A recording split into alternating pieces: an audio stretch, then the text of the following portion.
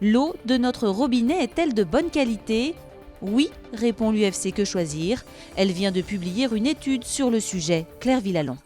Que les habitants de Loire-Atlantique se rassurent, leur eau du robinet ne comporte aucun risque pour la santé. C'est l'UFC Que Choisir qui l'assure après avoir analysé les relevés de l'Agence régionale de santé pendant 2 ans et demi. Nous avons une eau de bonne qualité en Loire-Atlantique, globalement. Plus de 95% des habitants de la Loire-Atlantique ont une eau de bonne qualité, potable, mais c'est inégal. Certaines zones, donc certains habitants, ont une eau potable qui présente des caractéristiques préoccupantes en termes de qualité. Une qualité d'eau médiocre due notamment aux pesticides utilisés dans l'agriculture. Dans le département, 16 communes sont touchées, dont Blain, Derval, Nort-sur-Erdre ou encore Saint-Philibert de Grandlieu. Dans ces 16 communes, les normes de qualité, c'est-à-dire la limite qui est autorisée de présence pour considérer que l'eau soit potable, est dépassée. Et donc derrière, les distributeurs d'eau doivent mettre des plans d'action pour éliminer ces pesticides. Cette pollution aux pesticides a un impact non pas sur la santé, mais sur le goût de l'eau potable et la facture du consommateur. Plus la qualité de l'eau doit être le résultat de traitement, d'assainissement, plus cela coûte cher. Et ça, c'est le consommateur. Ce sont les ménages qui supportent à plus de 80% le coût de nettoyage de l'eau potable.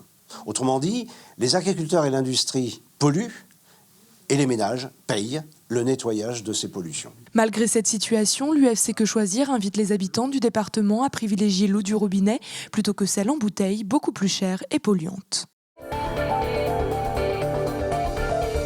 Il l'a annoncé ce matin sur France Info, le député de Loire-Atlantique François de Rugy se rallie à Emmanuel Macron pour l'élection présidentielle. L'écologiste, ancien candidat à la primaire de la gauche, avait pourtant assuré soutenir Benoît Hamon, vainqueur de cette primaire. Parce que l'INSEE lui prévoit une population en baisse, la commune de Saint-Colomban va perdre plus de 60 000 € de subventions de l'État. Un scandale pour le maire, Jean-Michel Naga. Il est en campagne contre l'INSEE et ses estimations. Selon elle, à 18 habitants près, Saint-Colomban va passer à côté d'une aide de l'État, une aide réservée aux communes rurales, plus de 162 000 € en moins dans le budget de la commune, pour une estimation que le maire conteste formellement. On nous compte 42 habitants par an de plus, de moyenne actuellement, alors qu'on a au moins 35 naissances. Et on a, cette année, je crois que ça va être 15 ou 19 permis de construire. Donc vous voyez, il y a quelque chose qui ne va pas. Et selon les élus de la commune, ce manque à gagner pèsera forcément sur la politique jeunesse et l'aide aux associations locales. Ça serait catastrophique. On a un budget d'à peu près 300 000 € par an, dont un tiers financé par la commune, un tiers par la CAF, un tiers par les familles, en gros. S'il y a un tiers qui diminue, il va falloir qu'on reprenne ailleurs. C'est pas la CAF qui augmentera, donc ça va être soit sur les familles, soit je sais pas. Des craintes également pour les investissements prévus par l'équipe municipale et même pour la gestion quotidienne de la bibliothèque actuellement en travaux. On va plus pouvoir embaucher avec 162 000 € en moins. C'est-à-dire que c'est 4,5 équivalents temps plein qu'on nous enlève aujourd'hui. Patrick Bertin a alerté l'INSEE, la préfecture, les parlementaires du département, le ministère de l'Intérieur et même le président de la République. Rien à faire. L'ultime solution, la mobilisation des habitants. Un rassemblement est prévu le 4 mars, soit une dizaine de jours avant le vote du budget par le conseil municipal. C'est un gros week-end de mobilisation qui s'annonce à Nantes en marge du meeting de Marine Le Pen dimanche au Zénith. Samedi, une manifestation est prévue en centre-ville. Conséquence, la TAN annonce la coupure de ses lignes de tramway et de bus dans le secteur de la place du Commerce dès 14h30.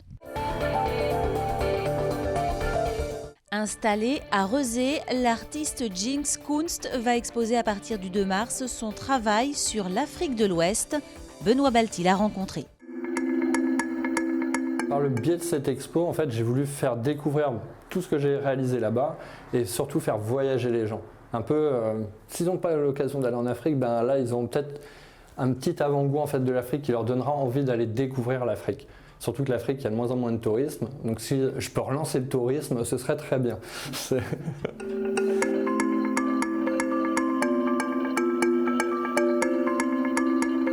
Il y a certaines personnes qui ont accueilli ça d'un air, mais qu'est-ce qui vient peindre sur nos murs et pourquoi il vient faire cette personne-là, cette femme, ce monsieur, et non pas une autre femme, un autre monsieur.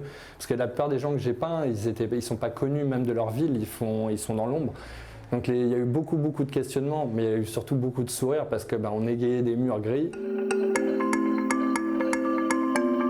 En fait, d'avoir laissé des œuvres pérennes sur place, j'ai l'impression d'être un petit peu encore là-bas. Mes amis me disent « Ah, l'œuvre, elle est toujours là et tout ». Puis après, bon, elle va vieillir. Mais l'essentiel, c'est qu'on ait tous passé un super moment déjà avec les artistes, parce qu'il y a eu certaines fresques qui ont été faites avec d'autres artistes sur place. Et ça a été, encore une fois, des beaux échanges culturels.